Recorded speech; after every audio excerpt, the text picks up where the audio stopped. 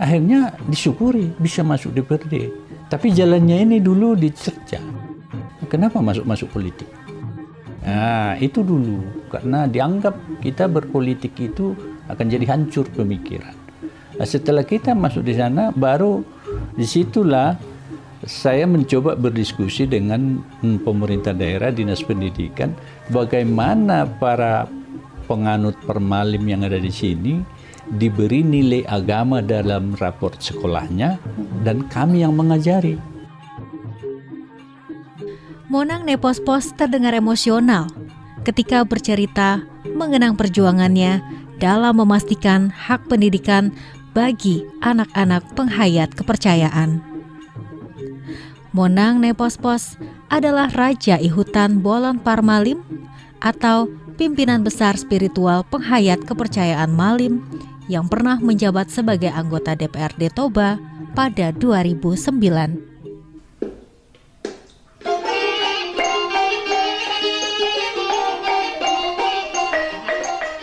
Di tengah masyarakat Batak Toba, Parmalim mengacu pada satu bentuk kepercayaan yang hingga kini masih hidup dan menjadi bagian dari ungkapan spiritual lokal masyarakat Batak Toba. Karena kami kan lahir dari budaya itu, kami kan penerus daripada budaya itu. Jadi apa yang kami lakukan adalah budaya spiritualnya. Bagaimana opung kami, leluhur kami dulu menyembah kepada Tuhannya yang disebut Mula Jadina Bolon. Para leluhur kami dulu kan menyebutnya begitu. Sampai sekarang kami juga menyebutnya seperti itu. Kepercayaan Parmalim adalah bentuk usaha untuk melindungi kepercayaan maupun kebudayaan tradisional Batak Toba dari pengaruh misionisasi agama seperti Islam, Kristen, serta tekanan dari kolonial Belanda. Khasnya kan kami Batak, pakai ulusnya ulus Batak, bahasanya bahasa Batak, dan musik tradisinya musik Batak, kondang Batak. Jadi kalau ada orang bilang kami aliran, mengalir dari mana? Kami tumbuh dari Ibu Pertiwi, makanya kami menyebut penghayat kepercayaan. Penghayat kepercayaan. Jadi kalau ada orang bilang aliran, ya kami mengalir dari mana? Sebutkan kami dari mana mengalir. Bukan, kami tumbuh. Jadi itu ciri khasnya. Kalau di bedanya dengan di daerah lain mungkin karena terlihat nilai-nilai atau khas Batak, kebatakan itu, ketobaan itu. Dalam kehidupan sehari-hari, Parmalim memiliki aturan-aturan yang disebut padik. Penerapan norma-norma ini terpancar melalui perilaku sehari-hari. Norma-norma tersebut harus menjadi ciri dari pengikut Parmalim. Ada memang nilai. Kami itu ada patik namanya, norma-norma hukum. Nah, patik. Jadi patik ini aturan-aturan yang harus dilakukan dalam kehidupan dan dipancarkan melalui dalam lima perilaku yang dijaga. Santun duduk, makan, melihat, bicara, dan melangkah. Jadi sebagus apapun ini ajaran-ajaran, aturan kehidupan ini dipelajari, diakui, dilihat dari sikap yang lima itu. Sehari-hari, itu pancarannya, itu sinarnya. Dan berjalan termasuk juga tidak melanggar hukum itu kan berjalan. Jadi hukum rendah jangan dilangkahi, hukum tinggi jangan diserudu. Jadi melihat dan dilihat juga harus dijaga. Melihat juga jangan jelajatan, dan dilihat jangan buat orang jelajatan. Itu. Jadi harus dijaga lima itu. Jadi kalau itu sudah terjaga, berarti betul-betul kita sudah mengamalkan patik tadi. Parmalim memiliki rumah ibadah bernama Balai Pasogit yang didirikan pada tahun 1939 di Huta Tinggi, Kabupaten Toba. Balai Pasogit direnovasi di tahun 1980-an tanpa mengalami perubahan dari bentuk aslinya. Soal rumah ibadat itu kan sesuai perkembangan kan kita membutuhkan pemenuhan. Jadi kalau dulu opung-opung kami dulu nggak ada di halaman mungkin, di bawah pohon kayu mungkin pada zaman dulu. Sekarang kan sudah ada kesejahteraan, maka dibuatlah tempat-tempat itu. Tempat persatian namanya. Jadi kalau leluhur kami dulu itu melakukan doa atau ritual di bawah pohon kayu, bukan menyembah pohon kayu seperti kata-kata orang. Di kan beda dengan ke. Jadi sekarang memang kita sudah punya tempat-tempat ibadah di beberapa tempat, di sebagian memang belum. Sisi kanan atas Balai Pasogit terdapat 3 buah patung ayam berwarna merah, putih, dan hitam. Apakah makna dari ketiga warna itu? Tapi ada di situ yang terukir nilai-nilai spiritual Batak seperti warna. Seperti yang Anda sebutkan tadi ayam, itu mewakili 3 warna, merah, putih, hitam. Itu warna Batak, warna spiritual namanya itu. Jadi kadang-kadang orang memplesetkan warna itu seperti bendera, ya tidak. Itu namanya roh. Bagi kami tetap mempedomani itu roh. Roh hitam itu mewakili kepemimpinan, merah itu kekuatan dan atau pengetahuan, putih itu suci, welas asih. Jadi kedua sifat itu ada pada manusia dan kami tetap membangun yang ketiganya. Nah, itu yang tetap ada kami pertahankan. Parmalim memiliki 7 bentuk ritual.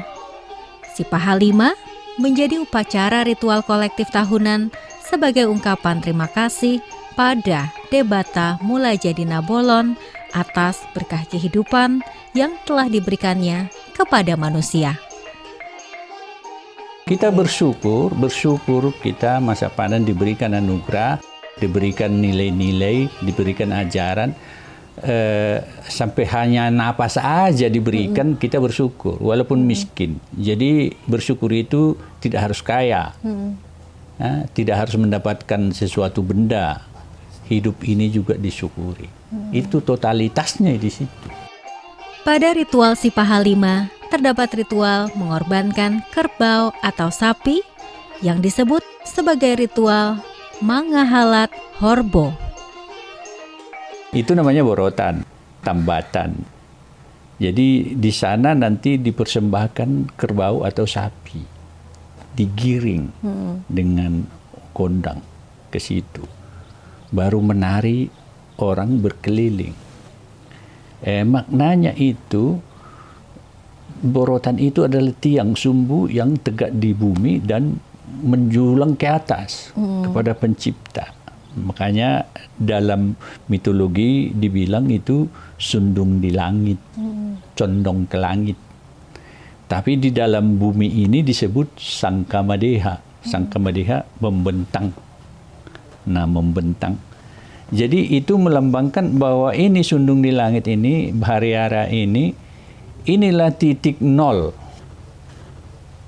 manusia itu. Jadi sejauh manapun manusia itu berjalan, akhirnya nanti akan kembali ke sumbu itu. Jadi kerbau yang ditarik itu pengganti kami manusia itu. Karena kami mengitari masih berkeliling, mengitari orbit. Kita masih hidup. Lama-lama ini lingkarannya makin kecil, akhirnya sampai di situ, sundung di langit. Itu maknanya. Jadi bukan hanya kami melakukan itu, orang-orang dalam budaya pun masih ada melakukan, biarpun beragama lain. Masih. Tapi nggak tahu maknanya apa. Tapi nggak tahu. Jadi di kami itu.